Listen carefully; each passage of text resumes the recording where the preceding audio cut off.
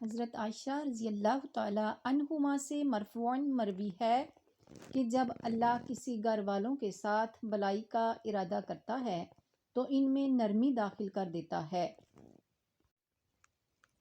حضرت عبداللہ بن عمر رضی اللہ تعالی عنہما سے مروی ہے، انہوں نے کہا کہ نبی کریم صلی اللہ علیہ وسلم سے سوال کیا گیا، لوگوں میں بہترین کون ہے؟ تو آپ صلی اللہ علیہ وسلم نے فرمایا، جس کا اخلاق سب سے اچھا ہے۔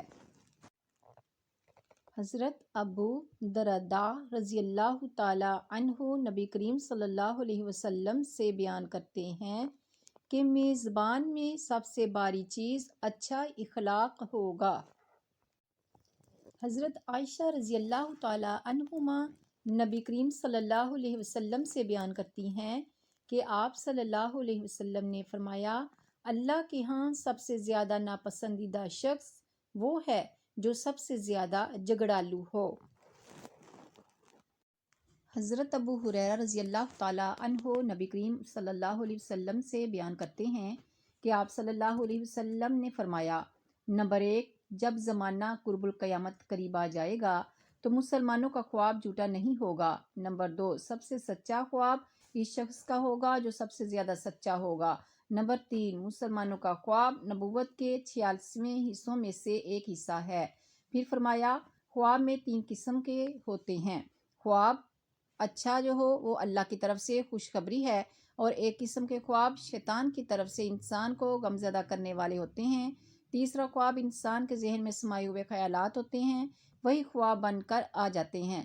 تو جب تم میں سے کوئی شخص ایسا خواب دیکھے جو اسے ناپسند ہو تو وہ کسی بھی شخص کو بھی خواب نہ بتائے اور کھڑے ہو کر نماز پڑھے۔ پھر فرمایا، نیند میں، خواب میں یا بزجیر میں دیکھنے کو پسند کرتا ہوں اور گلے میں توق دیکھنے کو ناپسند کرتا ہوں۔ حضرت ابو ہریرہ رضی اللہ تعالی عنہ سے مروی ہے کہ رسول اللہ صلی اللہ علیہ وآلہ وسلم سے سوال کیا گیا کہ لوگوں میں سب سے زیادہ معزز کون ہے؟ آپ صلی اللہ علیہ وسلم نے فرمایا، جو اللہ سے سب سے زیادہ ڈرنے والا ہے۔ لوگوں نے کہا، ہم اس کے بارے میں سوال نہیں کر رہے۔ آپ صلی اللہ علیہ وسلم نے فرمایا، تب لوگوں میں سب سے زیادہ معزز یوسف علیہ السلام کے نبی کے بیٹے، نبی کے پوتے اور ابراہیم علیہ السلام خلیل اللہ کے پڑپوتے ہیں۔ لوگوں نے کہا، ہم اس کے بارے میں بھی آپ سے سوال نہیں کر رہے۔ آپ صلی اللہ علیہ وآلہ وسلم نے فرمایا، تب تم عرب کے سرچشم خیر کے بارے میں مجھ سے سوال کر رہے ہو۔ لوگ سرچشم خیر ہیں۔ جاہلیت میں بہترین لوگ اسلام میں بھی بہترین معزز ہیں، یعنی جو جاہلیت میں بہترین تھے وہ اسلام میں بھی بہترین معزز ہیں جب وہ سمجھ بوجھ حاصل کر لیں۔ کعب بن عجرہ رضی اللہ تعالی عنہ سے مروی ہے کہ نبی کریم صلی اللہ علیہ وسلم نے جب کعب رضی اللہ تعالی عنہ کو نہ پایا تو اس کے متعلق پوچھا۔ لوگوں نے کہا، وہ بیمار ہیں۔ آپ صلی اللہ علیہ وسلم چلتے ہوئے ان کے پاس آئے۔ جب ان کے پاس پہنچے تو آپ نے فرمایا، کعب خوش ہو جاؤ۔ ان کی والدہ نے کہا، کعب تمہیں جنت مبارک ہو۔ تو آپ صلی اللہ علیہ وسلم نے فرمایا، یہ اللہ قسم کھانے والی کون ہے؟ کعب رضی اللہ تعالی عنہ نے کہا، اے اللہ کے رسول صلی اللہ علیہ وسلم، یہ میری والدہ ہیں۔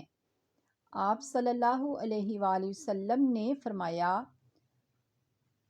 ام کعب تمہیں کیا معلوم کہ شاید کبھی کعب رضی اللہ تعالی عنہ نے بے فائدہ فضول گفتگو کی ہو یا جو چیز اس کی ضرورت کی نہ تھی اسے روکا ہو۔ حضرت عبداللہ رضی اللہ تعالی عنہما سے مروی ہے کہ عبدالقیس کا وفد رسول اللہ صلی اللہ علیہ وسلم کے پاس آیا اور کہا، اے اللہ کے رسول، ہم بنو ربیہ سے تعلق رکھتے ہیں، ہمارے اور آپ کے درمیان کفارے مضر ہیں، ہم آپ کے پاس صرف حرمت والے مہینوں میں آ سکتے ہیں، ہمیں کسی ایسے کام کا حکم دیجیے جس پر ہم عمل کر سکیں اور جو ہمارے پیچھے ہیں اس کی دعوت دیں۔ آپ صلی اللہ علیہ وسلم نے فرمایا، میں تمہیں 4 باتوں کا حکم دیتا ہوں اور 4 باتوں سے منع کرتا ہوں۔ اللہ پر ایمان، پھر اس کے لیے وضاحت کی کہ اس کی بات کی گواہی دینا کہ اللہ کے علاوہ کوئی معبود نہیں، وہی برحق ہے، اور میں محمد صلی اللہ علیہ وسلم اللہ کا رسول ہوں۔